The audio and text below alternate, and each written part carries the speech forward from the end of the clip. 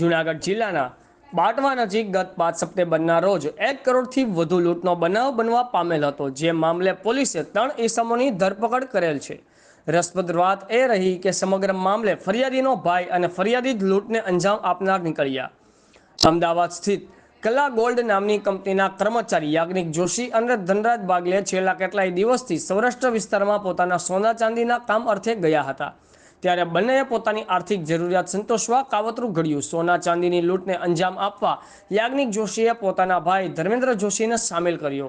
લૂંટનું સ્થળ બાટવા નજીક એવું પસંદ કર્યું જ્યાં સીસીટીવી કેમેરા પણ ન હોય અને લોકોની અવરજવર પણ બહુ જોવા ન મળતી હોય। 5 સપ્ટેમ્બરના રોજ રાતના સમયે લૂંટનો બનાવ ઉપજાવતા પહેલા કુતિયાણામાં કલા ગોલ્ડ બંને કર્મચારી એક શોરૂમમાં પોતાનો માલ દેખાડવા જાય તેવું ચિત્ર ઉપજાવવા જાણી જોઈને સ્ટન્ટ ઊભો કરેલો। ત્યારબાદ ત્યાંથી નીકળી બાટવા નજીકના વિસ્તારમાં કાર પંચર થતાં નીચે ઉતર્યા અને 3 ઇસમો છરી દેખાડી પોતાનો માલ લૂંટી ગયા હોય તેવી ફરિયાદ નોંધાવી હતી। જોકે હકીકતમાં આ બધું પ્રી પ્લાન મુજબ 3 ઇસમોએ જે તે સ્થળે જાણી જોઈને કરેલ અને લૂંટ થઈ હોવાનો ડોળ કર્યો હતો।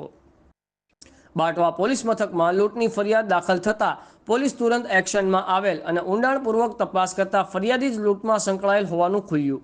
બંને કલા ગોલ્ડના કર્મચારીની પોલીસ તપાસમાં અને પૂછપરછમાં ઘણા વિરોધાભાસ જોવા મળે। ઉપરાંત બાટવા અને માણાવદર આસપાસના 10થી વધુ ગામના 250થી વધુ પરપ્રાંતિયની પૂછપરછ પણ કરાઈ, તેમાં કોઈની સંડોવણી હોવાનું પોલીસને જાણવા ન મળ્યું। આ સિવાય પોલીસે જૂનાગઢ અને આસપાસના કુલ 400 સીસીટીવી કેમેરાની મદદ લઈ સમગ્ર મામલે ગહન તપાસ કરી હતી। ફરિયાદી કલા ગોલ્ડના કર્મચારી યાજ્ઞિક જોશી અને સાથી ધનરાજ બાગલે સહિત મોહિત જોશીની ધરપકડ। મોહિત જોશી ફરિયાદી યાજ્ઞિક જોશીનો ભાઈ છે। એલસીબી પોલીસે ઊંડાણપૂર્વકની તપાસ બાદ લૂંટને અંજામ આપનાર મોહિત જોશીને અમદાવાદથી ઝડપી પાડ્યો। જિલ્લાની અલગ અલગ ટીમો છે આ બનાવને શોધી કાઢવા માટે કાર્યરત કરેલી। પ્રારંભિક રીતે એવું લાગ્યું કે આસપાસના કોઈ લોકોએ પણ આવું કરી શકે અથવા કોઈ રેકી કરેલું હોય એવી સંભાવનાને આધારે કુતિયાણાથી શરૂ કરી અને આ બંને ફરિયાદીઓ કે જે કલા ગોલ્ડના સેલ્સમેન તરીકે પોતાને વાત કરેલી એ બંને સોમવારથી અમદાવાદથી નીકળેલા હતા।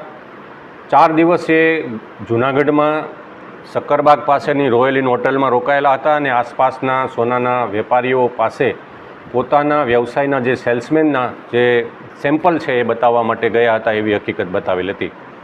સમગ્ર રૂટના એસઓજી, એલસીબી અને અન્ય જે સ્થાનિક પોલીસની ટીમો કરી અને લગભગ જૂનાગઢ શહેરના નેત્રમ સહિત 400થી વધારે સીસીટીવી કેમેરાને આ જોવાની એક ઝુંબેશ આ 2 દિવસમાં ચાલેલી।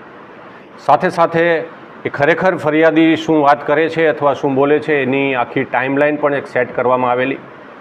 સાથે સાથે જો આકસ્મિક બનાવ બનેલો હોય તો આસપાસના 8-10 ગામડાઓમાં બાંટવાના અને કુતિયાણા વિસ્તારના આ બંને ગામડાઓમાં એક ઝુંબેશ ચલાવીને પરપ્રાંતિઓ જેટલા મજૂરો કામ કરે છે તો લગભગ 250થી વધારે પરપ્રાંતિઓની પોલીસ સ્ટેશનમાં લાવી પૂછપરછ કરવામાં આવી।